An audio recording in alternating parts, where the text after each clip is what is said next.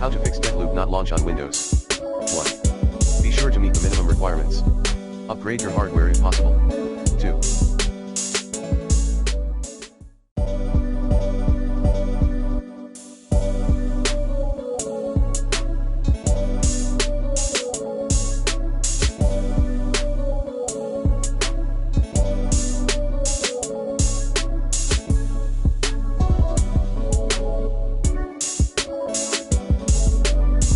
Run the Deathloop.exe as administrator.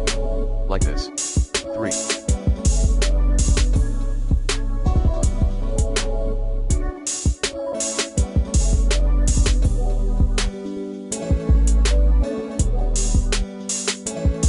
Close third-party software via WTM. 4. Update your drivers using the recommended Avast driver updater in this video guide. 5. Set the graphic frame rate to 60.